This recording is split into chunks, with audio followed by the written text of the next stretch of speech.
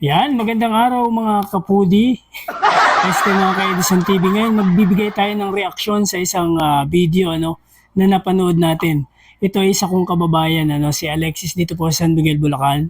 So, panoorin natin yung kanyang video na nag-viral.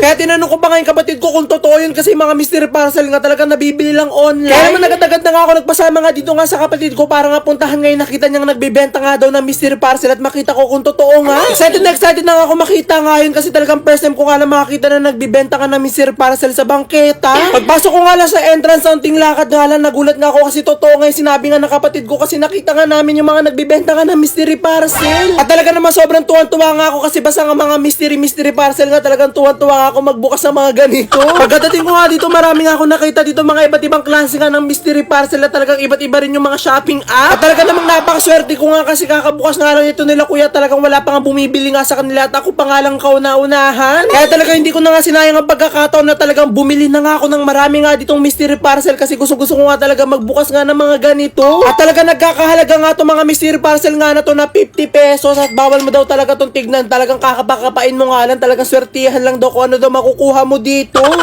na piraso nga ang binili ko nga dito nga kila kuya kasi meron pa nga nagbibenta nga doon sa kabila nga din ng mystery parcel at gusto ko nga na silang dalawa nga yung pagbibilhan ko para So marami siyang kinuha. Ayan, 50 pesos lang, isang supot. nga rin sila dito ng mystery parcel. At talaga mas lalo nga ako natuwa dito kasi mga Ayan, panoorin natin. Tingnan nyo.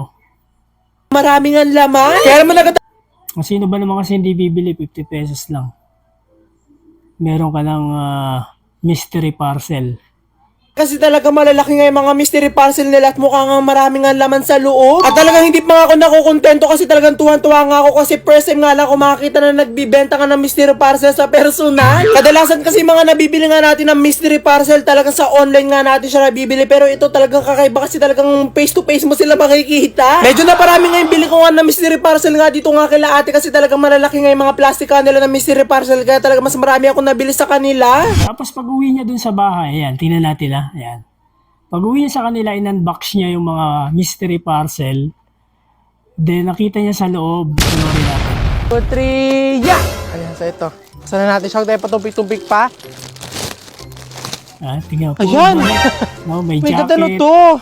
Kumot? Kaya napansin niya, naka-jacket ako Pajama! Hindi! Puro jacket yung laman. Jacket? May Lazada, may Ayan, jacket siya. Shopee. Pero okay na to. At least meron tayong jacket. Malit nga lang Dami siya. yung binili. 1, 2, 3. Kaya nung binuksan niya yung parcel, 1, ayan, 2, 3. panoorin natin. Yeah! Ano to? Kumot? T-shirt. Ay, hindi t-shirt. Pang babae. Ano, magtatayo tayo ukay-ukay dito? 50 pesos ang per parcel. Napansin nyo ba? Siguro naiisip nyo rin yung iniisip ko, no? Ginamit lang ng mga tao nito yung mga plastic, no? Tapos inilagay lang nila yung mga ukay-ukay yan, no? Mga ukay-ukay lang yan, tapos nilagay nila sa sa may mga plastic ng mga courier.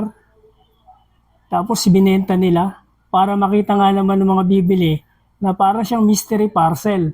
Pero sa akin, sa reaction ko, tsaka sa komento ko about dito sa video na to, mga plastic lang yan siguro na binili nila kung saan o kinuha nila kung saan. Tapos nilagay lang nila doon yung mga ukay-ukay, tapos binenta nila ng 50 pesos. What? Actually, ang mga yan, mabibili mo lang yan, kung mga jacket na ukay na yan siguro, makakabili ka na 300-100. So, kikita halos sila, no? So, meron na rin, gumagamit na rin ng isip yung ating mga, Pero obviously naman, makikita naman natin sa video, na halos dun sa parcel nila, mga damit. Kasi pag nahawakan mo yung parcel, alam mo agad na, damit siya, di ba? Pag nahawakan mo yon, alam mo pag tela, kung ito ay cellphone o relo, malaman mo naman, di ba? Mahawakan mo. Kaya obviously talaga, binamit lang ng mga tao na ito, yung mga supot, para makainganyo sila sa mga customer nila na bibili. Si Alexis, talagang mahilig siya sa mga mystery parcel. Bumibili siya talaga kung saan-saan. Tapos, kinukuha niya pa, pinupuntahan niya pa. No? Mahilig siya sa parcel. Kaya nung nakita ng pinsan niya na may nagtitinda doon sa may gilid ng parang simbahan yata yun, ano, pinuntahan nila. Oh. Then makita nga nila, no, na itong laman pala ng mga mystery parcel na to ay puro lamang tela. So, kahit ako man, pag nalaman ko mystery parcel yan, tapos 50 pesos, pipiling ko talaga ng marami. Kaya lang, no, mauutak na rin no, ang mga nambubudol ngayon. Gumagamit na rin talaga sila ng mga kakaiba. Kaya lang yung ginastos ni Alexis na hindi sapat yun 50 pesos. May mga magaganda rin naman siya nakuha, kaya lang majority na nakuha niya, talagang mga utang. Short, kung yung laman nitong mga parcel na ito. So yan ang ating reaction ngayon dito sa ating video sa araw na ito. At sa mga taga dito po sa San Miguel, Bulacan, ang mga nakabili rin dyan, mag-comment naman po kayo dito sa ating video para meron po tayong, pero para malaman po ng iba, na ma-aware po yung iba about po dito. Ano po yung inyong naging experience? Kung kayo po ay dito sa San Miguel, Bulacan, tapos kung nakabili po kayo dyan sa pinagbilan ni Alexis, mag-comment naman po kayo para may share din po natin sa ating mga audience, sa ating mga followers, kung ano po yung nandyan. Yan. So maraming salamat po. Ito po ang ating reaction video ngayong araw na ito. So maraming salamat po. And God bless po sa inyo lahat. Thank you so much po.